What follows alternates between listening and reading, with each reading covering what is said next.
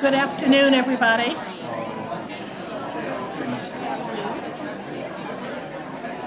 Good afternoon.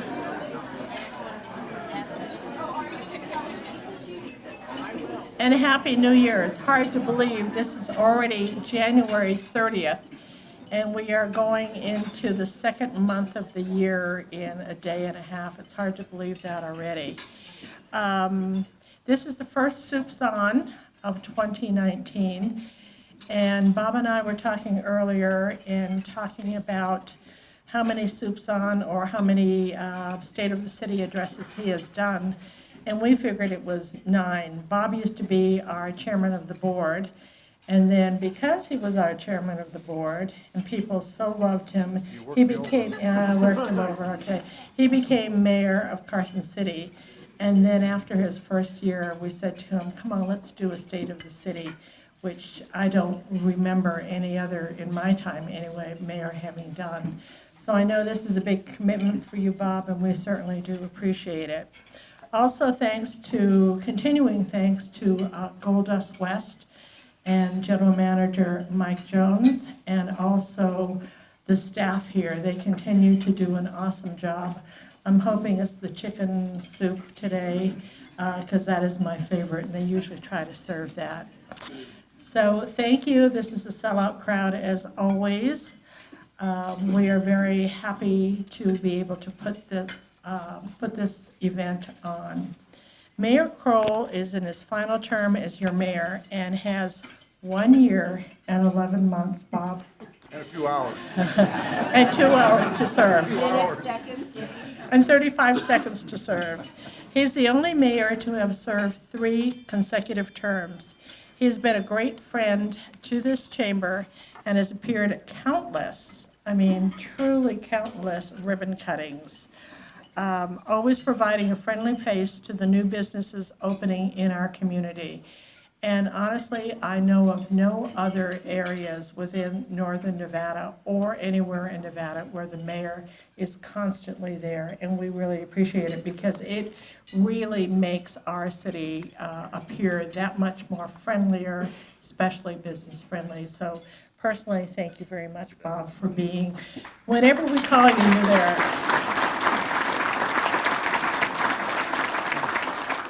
That's for you, Bob. We congratulate Bob and the supervisors on the recent recognition by the prestigious Milken Institute naming us number 63 in their 2018 list of 201 small cities in terms of economic development and quality of life. If you've looked at, we did send out the link, and if you looked at it, you'll see that we are 78 places. 78, that's really pretty amazing, higher than the 2017 ranking of 141. So thank you all for how wonderful that you all as supervisors, and Stacy, I know you didn't have anything to do with it then, but you will now. You will now. You have to continue. Yeah. You'll have to continue this, okay? We can't even say as fire chief because you've been out of the picture for so long. But it's a well-managed city, and it makes our job at the chamber much easier. Thank you. Please acknowledge to my right, right beside Bob is Supervisor Lori Bagwell, and then further on down at the end is Supervisor John Barrett. Then we have our handsome supervisor, not that you're not John, okay, Brad Bonkowski. Yeah. Okay, now I've really gotten myself into a corner here, okay.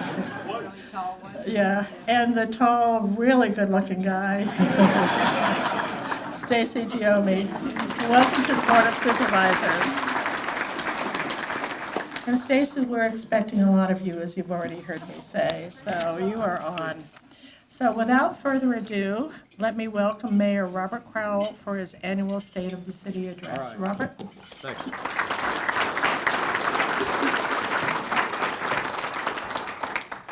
Well, good morning, everyone. Can you hear me okay if I'm back like this? I mean, they told me to put this right up there. Well, boy, I don't know. I hate to swallow a microphone while I'm talking. If you can't hear me, just let me know, raise your hand, and I'll try and speak louder or closer to the microphone. I want to start this today by saying, this morning I go to exercise in the morning down at the community center, pretty early, and so I'm driving down there and it's sunrise, and you look at the sunrise sky of the sun coming up over the high desert when you're going to the east. I thought, it's just wonderful. And then when I got finished exercising, you walk out to the west and you see the snow-capped mountains with a blue, haze blue, or not a haze blue, but a blue sky above. And I just thought to myself, what a wonderful country, what a wonderful place we live in right here in Carson City. It is really amazing. I mean, people call us a hidden gem, a diamond in the rough, whatever. But Carson City is really one of the finest places, one of the most, it's just a wonderful place to live. And, it just came to my attention, when I look at what you could see when you look at our own nature, it's beautiful here. So let me start today and say, I want to thank the Chamber of Commerce, Ronnie, for once again sponsoring this event today. I also want to thank the Chamber for all that it does. She said that, we go to a lot of ribbon cuttings. And I've always mentioned the Chamber with the word ubiquitous, and for those of you probably all know what that word means. That means everywhere. And so I think that, the Chamber is a definition of the word ubiquitous. And I like that word because it says good things about the Chamber and all it does to create what I call a sense of pride and cohesiveness in our city. So my hat's off to the Chamber. Thank you, and your board of directors.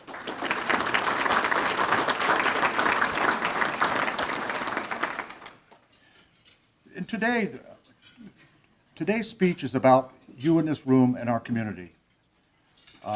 It's not about me. It's not about our board of supervisors.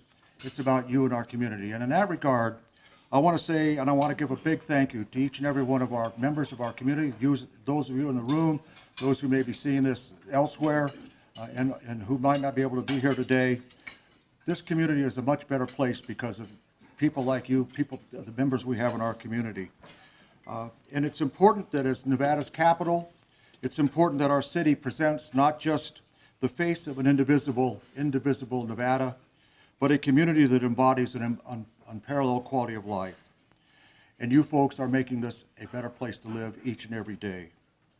And I want to thank, as Ronnie said, but I want to thank on behalf of the city, I want to thank the public officials who were reelected this past year, Supervisor Lori Bagwell, Sheriff Ken Furlong back there, District Attorney Woodbury. Where's Jason? He sent Stacy. He's on his way? Okay, I know he's doing good stuff. He's probably got some arraignment stuff going on or whatever, Assessor Dave Dawley, I don't know if Dave's in the room, and our treasurer, Gail Robertson. Is Gail here? I don't see her. And I want to welcome our newly elected officials, our clerk recorder, Aubrey Rolat, and how about our new Justice of the Peace, Kristen Luis, who's, I believe, is the first woman in Carson City's history to be elected to the bench in our community. That's a big deal. And last but not least, I want to welcome our newest member, Stacy Giomi, who I know him as the chief. I've always kind of known him as the chief. We've got a couple chiefs in here, lots of chiefs, but there aren't too many of them. You can never have too many chiefs. But so I may slip up and call you chief supervisor, but I'll try and use your formal title. And as Ronnie said, this is my 9th State of the City address, and it's hard to believe. In my time as mayor, I've seen firsthand the ravages of the Great Recession, as well as the benefits of a growing economy, and what that means to the all-important sustainability of our community. And ladies and gentlemen, friends and neighbors, community members, I'm here to tell you today that the state of our city is sound and well on its way to becoming a sustainable community that showcases both the history and future of Carson City and our state. In fact, Ronnie just mentioned it about the Milken Foundation report. We're now in the top 100 of top performing small cities all across America, which is I didn't know we were going to get that. I knew we hadn't made it before. That's a wonderful accolade because, as I told that foundation report is one, sometimes you get reports from folks that'll make you look good or make you look bad, whatever. I'm told that the Milken Foundation report is one of the more important ones that people in Washington, D.C. and other people who are looking to move here rely upon as giving good information. And I want to tell you, and I'm going to repeat this theme throughout, we got to that position in the top 100 performing cities because of you, and you should be proud of yourself for what we're doing here. We're performing in ways that other communities can't perform because of you, and I want you to remember that as we go through this speech. Let me also talk about our employees. We are fortunate to have some of the most talented, dedicated, and hardworking employees you will find anywhere. In that regard, let me make special mention of our Public Works Director, and Ronnie, I don't think you knew this, Darren Schultz, who was just this week, I think it was yesterday or Monday, was chosen by the Nevada Taxpayers Association as one of the 4 finalists in our state of Nevada, in the state, to receive the Cashman Good Government Award. That will be held on February 21st. We'll find out if he represents the state that gets the Cashman Good Government Award. I encourage you to sign up to go and see if we can get one of our own to receive that award. Ladies and gentlemen, it's no surprise that we're on such solid ground. After we weathered the Great Recession, we made significant infrastructure improvements that will put us in good stead for generations to come. While other communities were digging out of the Great Recession, in addition to digging out, we invested here in Carson City for the long term in critical infrastructure improvements. Let me tell you about just a few. There's a reminder of what we've done, because sometimes I think, what happened yesterday, we forget what we think about is tomorrow. But this is what your community has done. We've added a water line from the town of Minden to Carson City. This water line not only adds to our water assets, but allows us to blend water by alleviating the need to build a costly water treatment facility. The line saved us the obligation to build about a $40 million treatment plant. We had to spend $32 million in getting a line, so the net savings to us was about $8 million. But we've been looking at doing that for years. And so that's it's not one of those sexy things, but it sure is when you want to drink clean water. We opened a brand new no-kill animal shelter. We upgraded and repaired our failing sewer facilities, which is a complex project that is now entering its final phase. Related to that, our Public Works Department received Excellence in Engineering awards from the American Society of Engineers and the American Public Works Association for overseeing the improvements at the Water Resource Recovery Facility, and I will never get that word, the wharf, I call it, wharf. We revitalized our urban core area with the completion of our downtown streetscape improvements, including both Carson and Curry Streets. We built our state-of-the-art multi-purpose athletic center, or the MAC. We opened the Carson City I-580 bypass. We constructed and repaired several miles of open space and trails.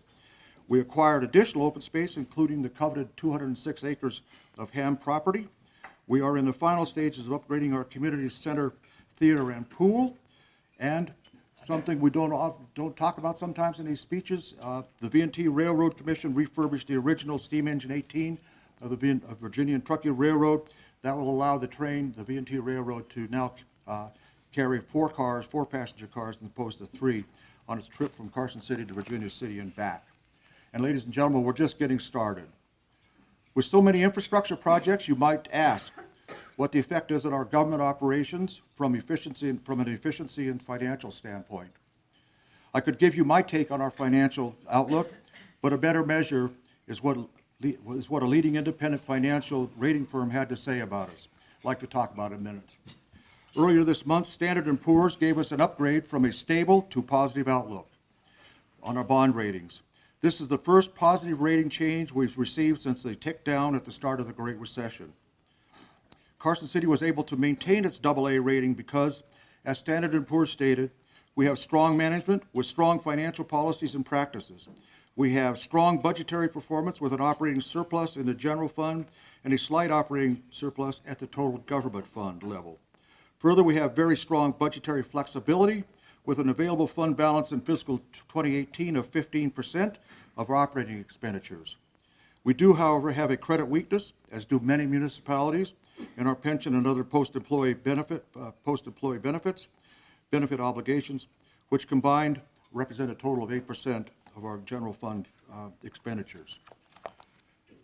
This positive outlook reflects that rating agency's opinion from a third party, disinterested third parties, that there is a 1 in 3 chance that we could see a raise in our rating if we are able to maintain available reserves at or above the target level relative to our expenditures. I'm here to assure you, and I think I speak for all of us on the dais here, that we will not only maintain but improve our target levels for available reserves, and we will closely monitor our OPEB and pension obligations. In addition to infrastructure enhancements, we've made significant improvements in our emergency operations. The sheriff, stand up a moment, Sheriff. Come on, Kenny, stand up. Just wait. Yeah. Just hang on a second. And I'm going to talk about the sheriff, and I don't want to ask you a question. The sheriff, who's now standing, is re-implementing a traffic control division. This division was eliminated during the Great Recession cutbacks. Also, all law enforcement personnel are now provided with body cameras. Related to this, we have taken major steps to ensure the interoperability of our communication systems so we can efficiently and effectively communicate not just among our own folks, but throughout other agencies as well. On the topic of fighting crime, I heard this from Kenny about 20 minutes ago. Our community crime rate continues to decline. Now let me give a number for that. Kenny told me that our major crime rates, put aside what we were seeing in the last few weeks here, our major crime rate in the city are the low never seen for the last 24 years. Kenny, congratulations.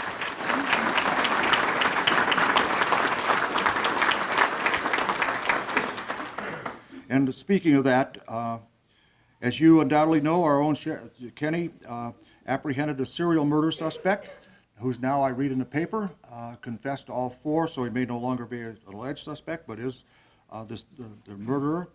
And that's just one example of how our brave men and women put on their boots every day and tackle a myriad of issues that keep you and me safe. A heartfelt thank you to our men and women in law enforcement. Kenny, a personal thank you from me to you.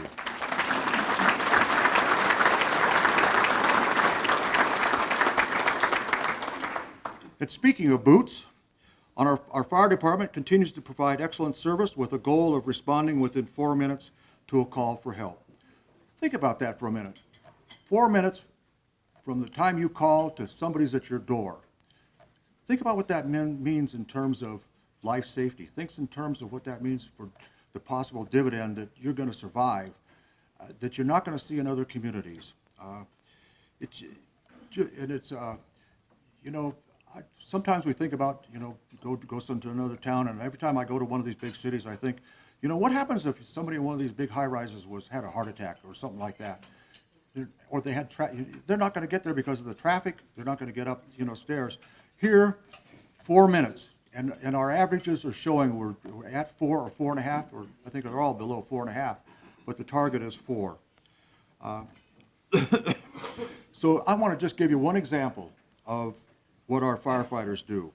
And that example is when our firefighters saved the life of an 8-year-old boy that was trapped and unconscious in an upstairs apartment, an apartment fire this past May.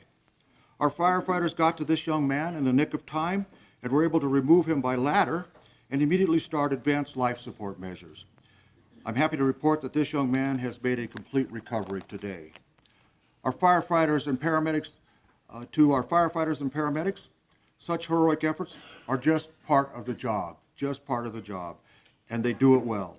Not just for us in Carson City, but for those in need elsewhere, such as providing help and support for our neighbors neighbors to the west during the camp and car fires. In fact, last year they provided training for the Chilean Bomberos, a group of Chilean firefighters who came all the way to Carson City to be trained by none other than the best. Congratulations, Chief. Our hat's off to you, man.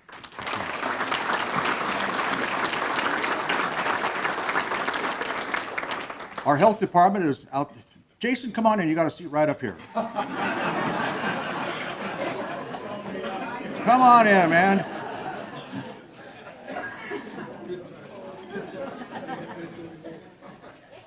Make sure you're okay there. I see that Stacy brought you food already. She did. Yeah. let me. We love our DA, let me tell you. We are blessed with some of the best. You know, our third branch of government here, what I call it, the judicial system, which includes the DA. We have, you know, I was talking to Judge Russell about it last night. We have a wonderful judicial department in Carson City. And, you know, all you need to know about that is when you read of the problems in other jurisdictions.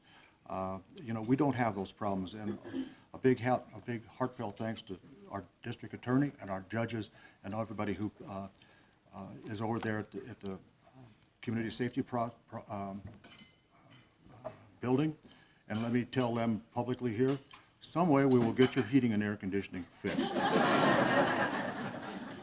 Some way we will get that fixed. But you know, we're not here to make our employees work in the cold. We will get it fixed. So our health department, speaking of keeping people healthy and warm, it provided some 5,000 flu shots using a drive-through clinic. And just recently, they completed a door-to-door community emergency preparedness assessment and we implemented a new food establishment rating system. Our health department is also helping to address our homeless and affordable housing issues or challenges. And on that issue, I don't know if she's here today, but let me give a hat tip to Mary Jane Ostrander, who she works in our health department, who on a daily basis seeks help and lodging assistance for those in need and for our most vulnerable population, such as our disabled and elderly. Our senior center continues to provide much-needed services to our elderly and disabled. This past year, the center provided some 135,287 meals, 90,552 through Meals on Wheels, and 44,735 at the center itself. Senior center personnel also provided some 1,772 hours of case management services for our seniors. Another hat tip goes to last year's Chamber leadership class for refreshing the senior center lobby. If you haven't seen it, take a look, and while you're at it, maybe make a donation to Meals on Wheels or become a volunteer. The newly refreshed senior center building isn't the only place in the city where you'll find great art. Mark Salinas, who's here with us today, our arts and culture coordinator, has made it his mission to display art wherever he can find a blank canvas. Even the walls of City Hall have been touched by Mark. And I know he's got other folks that actually put the paint on the paper for you. And just wait. All those people coming into the Reno Tahoe Airport, where you see at the baggage claim and you go around, this month, in February, Mark, you correct me if I'm wrong, this month they'll be greeted by Carson City art. How about that, huh? When you walk in. Good job, Mark.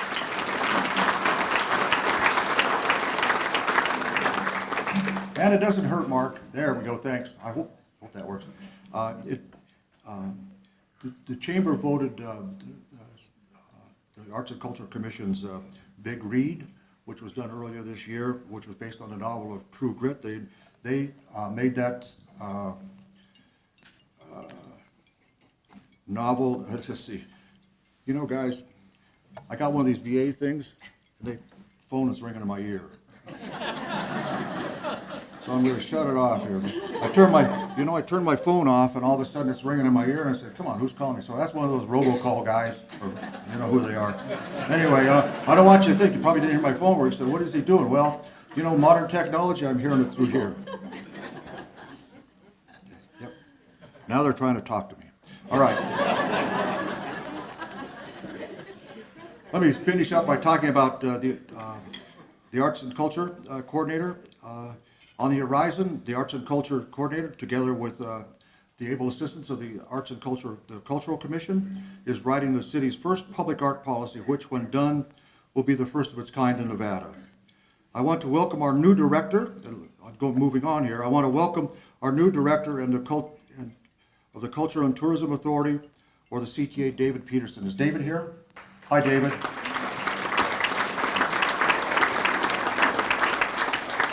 In addition to overseeing the CTA, he will work closely with the city manager, department directors, and public officials to entice folks to visit our great city with all its amenities. If you didn't already know, and I didn't know this, the CTA won first place for the Events and Outdoor Visitor Guide and second place for the Arts and Culture Visitors Guide in 2018 from the Nevada Press Association, as well as receiving the 2018 Excellence in Tourism Award for the Reno Tahoe Territory from the Nevada Division of Tourism. I think you probably had something to do with that at the Nevada Division, huh? Okay, that's why we hired you. That's good. The CTA hired you. That's Mike Jones back. Where's Mike? He's the president of the CTA. Mike, good hire. You guys are on the way. Say thanks to your board for us. So it's a good, you're doing good things. Keep it up. And it's not just a good time, ladies and gentlemen, to visit Carson City. It's also a great time to build in Carson City. Your planning department saw the highest valuation of building permits in the city's history. Zoning change applications reached a level not seen since 2007. We're continuing to make progress on our complete street projects. We began with the transformation of Carson Street into the downtown area. Next is the South Carson Street Makeover. To accomplish this, we have acquired South Carson Street from the state of Nevada and have been awarded a $7.5 million Tiger grant from the Federal Department of Transportation to be used in conjunction with local funds. These are highly competitive grants. Carson City's project was one of only 41 out of 452 applications in the nation to receive this grant. Our check was personally delivered by none other than the Secretary of Transportation herself, Elaine Chao. And I want to relate to a personal thing what Elaine told me when she was here. We closed down Carson Street, at least the part in front of the Capitol, and put a podium out there and chairs, and closed that part down. And she came to me and she said, I've never had anybody close the street for me before. To which I replied, we know how to say thank you in Carson City. And speaking of transportation, ridership on Jack continues to annually increase, with ridership growing over 100% since 2007 and 9% since last year, the previous fiscal year anyway. Translated into ridership, that means that we saw some 195,160 fixed route riders and 28,188 paratransit riders. I am told that Jack is one of only a handful of transit companies in the nation to see ridership increases of this magnitude. And they're a pretty nice ride. If you haven't ridden in one, I'd suggest, I'd recommend that you kind of take a trip on one of them. We continue to do improvements to our community designed not only to benefit today's generation, but the generations of tomorrow. This past December, the city awarded a 15-year solid waste and recycle franchise agreement that will bring reduced costs to both commercial and residential customers, together with additional services including curbside single-stream recycling and green waste pickup. Our city can, I know, it's money. Our city continues on its march to keep up with technology. We're in the process of a major citywide technology implementation. This is going to change how the city does business. Not only will these changes make government more transparent, more user-friendly for the public, but it will revolutionize some of the draconian methods, and they are draconian, that have been used by the city for decades, making it more efficiency for our public and easier to access by our employees and easier to access by the public. Another hat tip, this one goes to the Clerk Recorder's Office for conducting an error-free election process. We were fortunate these folks had the foresight, and this is a little bit of this is a good news story. I mean, our election department, all 17 counties knew they had to upgrade their voting equipment. Carson City broke from the pack. They were one only, the other 16 went another way with another vendor. And so, they were kind of, well, how are we going to do? Well, I'm here to say that they conducted an error-free election this past year, and while other jurisdictions were still trying to figure out what they were doing, our folks were sitting around waiting for the authorization to go ahead and release the results that we had. That's what good planning does, and hats off to you guys at that office.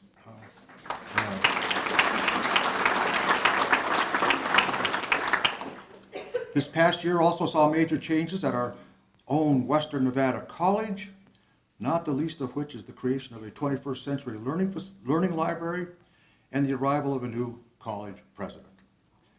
Stand up, Vince Solis. Yeah.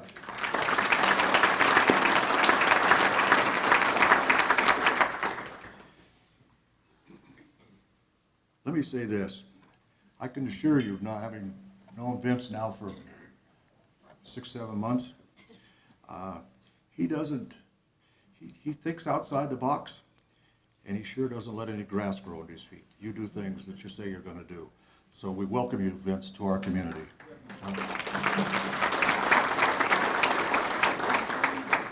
I also want to recognize our library. I know we got some library folks here today, which was named a finalist for the 2018 National Medal for Museum and Library Services. And if you haven't visited our library recently, you know they've had a refresh there. It's simply a wonderful place to go, relax, read, enjoy life, and enjoy just kind of being around books and knowledge. From local infrastructure, and also, I think they had, didn't you have NASA, moon rocks brought by NASA? Yeah. Are they still there? Okay. No, the rock was gone, but I think they're having that come back this year with some other space project. All right. Because what I'm going to say is this. From local infrastructure to the moon and everything in between, we seem to have done it all last year, and this brings me to the airport. We welcome Ken Moan to our community. I don't know if Ken's here today. As our new airport manager, Ken has hit the ground running and already reported on a study completed by the University of Nevada on the economic impacts of the Carson City Airport on our own community. This will be used for marketing and upgrading our airport, all with a goal of bringing more economic development opportunities to our town. So, Ken, nice job. And of course, this past year saw the departure of Colonel Nick Morano, as our city manager, and the appointment of Nancy Paulson as our new city manager. Nancy, how you doing? You ready? Huh? It's great. Great. All right, that's what I like to hear.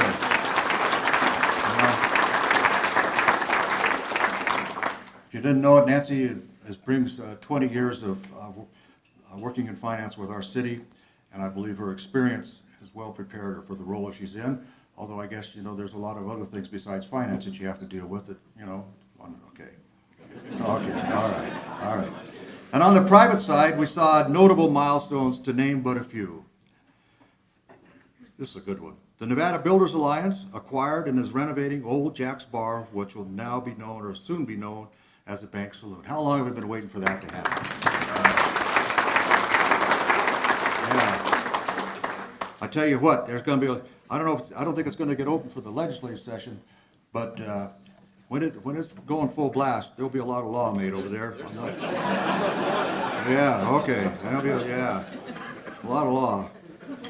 The 3-story mixed-use building at 308 Curry opened for business with the completion of the Curry Streetscape project. This past Nevada Day was one of the biggest in our history, and even the Vice President of the United States stopped by for a visit. The 3rd year of Epic Rise was the largest yet. The Chamber's Silver and Snowflake Christmas event was simply spectacular. Carson City's greenhouse project, spearheaded by the now former supervisor Karen Abowd, will be receiving the prestigious Golden Pinecone Sustainability Award from Green Nevada. Along those lines, Lynn Zong won the Andy Aldach's Carson River Watershed Award for exemplary service in conservation and protection of the Carson River watershed, and Christina Britt, a teacher at Bordewick Bray, won the Growing Resources for Environmental Education in Nevada. Well done to all of you. Good work. All right.